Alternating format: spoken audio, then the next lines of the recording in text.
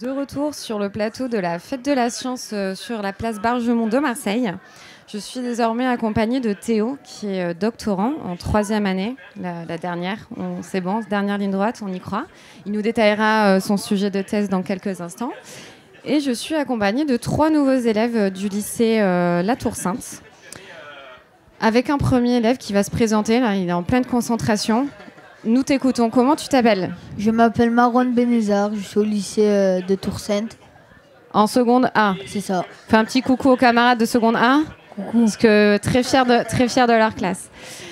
Donc merci Théo d'être là. Je vais te donner la parole pour nous dire ce que tu fais dans ta thèse. Bonjour à tous. Donc, je suis doctorant au MIO, donc à l'Institut méditerranéen d'océanologie, donc à Marseille, sur le campus de Lumini. Et j'étudie le zooplancton. Donc, si vous me posez des questions sur le zooplancton, je vous détaillerai un petit peu plus en détail ce que c'est que le zooplancton et pourquoi on l'étudie et comment. Est-ce que tu as une première question ? Oui, j'ai une question. Si les poissons ils mangent du plastique et que nous on mange du poisson, ça veut dire on mange du plastique ou pas ? Eh bien, forcément, oui.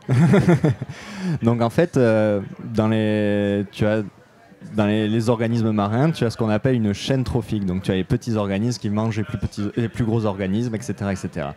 Et donc, en fait, il y a des scientifiques qui étudient la concentration d'organismes de plastique au travers de la chaîne trophique, ça s'appelle. Okay, et donc, ça marche pour les plastiques, mais ça marche aussi pour les contaminants.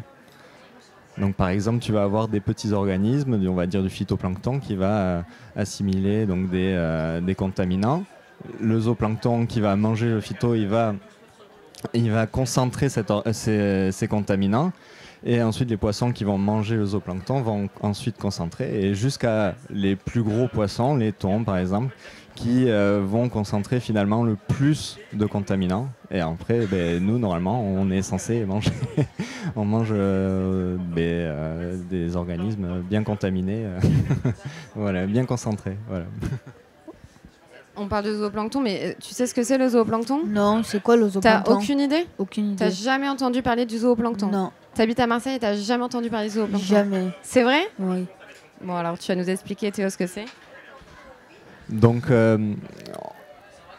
avant de parler de zooplancton, on va parler de plancton. Donc déjà, le plancton sont tous les organismes qui vivent dans l'eau, mais qui ne peuvent pas se déplacer, qui ne peuvent pas avoir une nage active. C'est-à-dire qu'ils vont se déplacer au gré des courants. Voilà.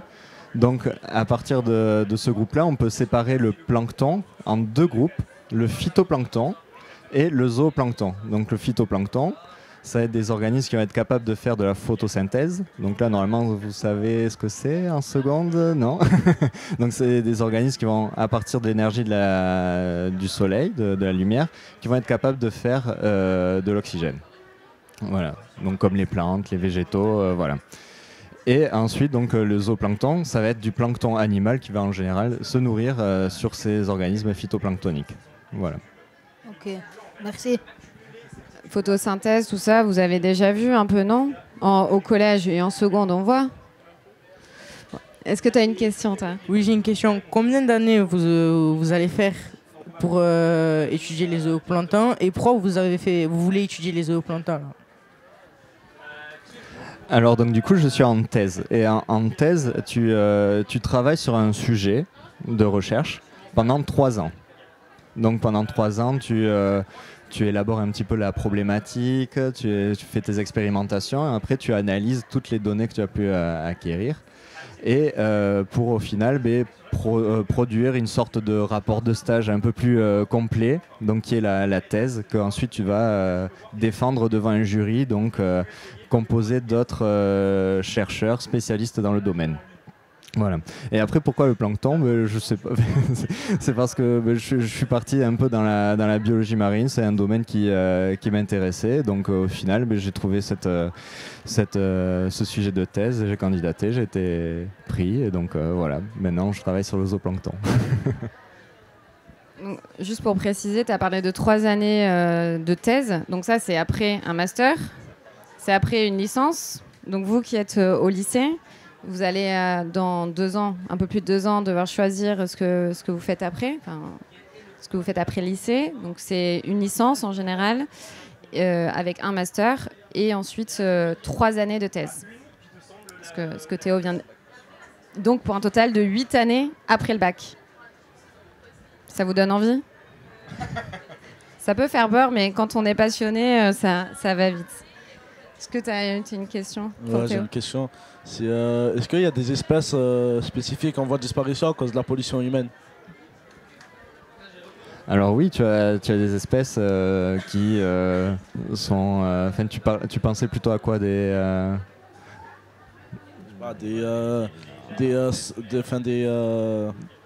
dauphins, mais des dauphins spécifiques. Ah oui, après, enfin, tu as plein d'organismes, enfin d'êtres vivants qui sont en voie de disparition. Donc tout ce qu'on entend sur le terrestre, c'est valable dans le marin.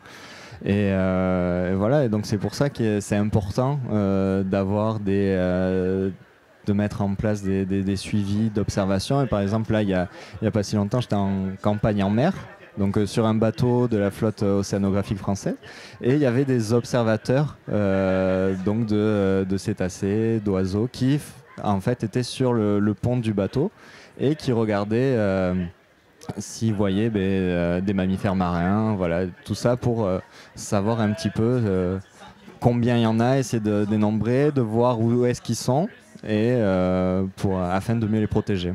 Voilà.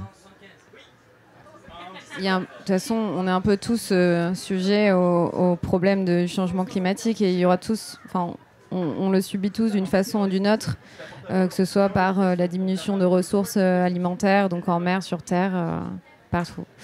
Nous accueillons une nouvelle élève, seconde A aussi. Bonjour, je te laisse te présenter. Donc, bonjour, je suis Elodie Agara. Colle bien le micro. Bonjour, je m'appelle Elodie et j'ai quelques questions à vous poser justement sur vos études sur la mer. Eh bien, on t'écoute. Où est-ce que vous effectuez vos analyses du zooplancton? Alors dans le cadre de ma thèse, je travaille sur des données qui sont prélevées au large du Frioul. Donc en fait, on part depuis le port de la Pointe-Rouge avec un petit bateau qui s'appelle l'Antédon. Et donc toutes les 2 semaines, on part donc en mer le matin. On va au large du Frioul. Donc on a des filets à plancton, donc pour récolter du plancton. Et à ces manips-là, on a aussi on va lancer des rosettes, en fait, ça s'appelle. C'est pour connaître, pour faire des prélèvements d'eau à différentes profondeurs, pour avoir des informations sur la température, la salinité, l'oxygène, la concentration en nutriments. Et donc après, à partir de ça, on revient au labo, on a nos échantillons de zooplancton, on a nos échantillons d'eau. Et on va essayer de faire des liens, de voir les corrélations qu'il y a entre nos différentes espèces de zooplancton et les différentes variables environnementales, on va dire. Voilà. Et donc, en fait, tout ça se fait au laboratoire à Marseille, au campus de Lumini. Voilà. Et je vais essayer de pas trop m'avancer, mais en gros, il y a du plancton partout. Quand on se baigne là, même la plage des Catalans ou au Prado ou peu importe, vous baignez littéralement dans le plancton. Si vous avalez la tasse, vous avalez du plancton. Je me trompe pas. Donc voilà, c'est quelque chose qu'au final on côtoie au quotidien. Et quand on boit la tasse, on boit de millions de virus, de bactéries et de petits organismes phytoplanctoniques, voilà aussi. Et finalement, il faut pas trop boire la tasse, mais, mais ça va. Est-ce que vous avez d'autres questions pour Théo? Tout à l'heure, lors de ma question, vous m'avez dit que vous vous mettez sur un bateau pour voir à peu près le nombre d'êtres vivants sur une espèce qu'il y a. Mais par exemple, si l'espèce ne se manifeste pas et elle reste dans les profondeurs, comment vous faites? Ah ben ça, c'est des grandes problématiques pour les scientifiques. Donc en fait, l'idée, c'est d'essayer d'adapter les méthodes de suivi aux espèces qu'on veut cibler. Donc là, ce que je te disais, les observateurs, ils se mettaient sur le pont, ils essayaient de voir donc des mammifères qui allaient respirer, des dauphins qui allaient nager à côté du bateau. Mais après, donc, tu as énormément de méthodes pour connaître pour savoir s'il y a ou non des organismes vivants à proximité. Donc, par exemple, maintenant, on a des techniques qu'on appelle ADN environnemental. Donc, en fait, chaque organisme va laisser un bout d'ADN dans l'eau. Et après, dès qu'on va faire notre prélèvement d'eau, on va être capable ensuite de récupérer l'ADN. En fait, ça va être le code barre de chaque organisme. Et après, avec ce code barre, on va savoir si oui ou non il y a eu telle ou telle espèce. Voilà. Et donc ça répond en partie à la recherche, au suivi d'espèces un peu plus cryptiques, voilà, qu'on ne voit pas forcément sur le pont du bateau. Oui, même sans voir, sans observer directement, il y a plein de méthodes, comme tu disais, pour connaître et en apprendre plus sur de nouvelles espèces, comme aussi pour étudier des espèces qui sont disparues, qui n'existent plus. On va retrouver des fossiles, des traces où on peut faire des études, même sur des espèces qu'on ne voit pas directement. Je vais vous remercier. Merci vraiment pour vos réponses, pour vos questions. Et merci, je confonds. Et merci à toi pour tes réponses.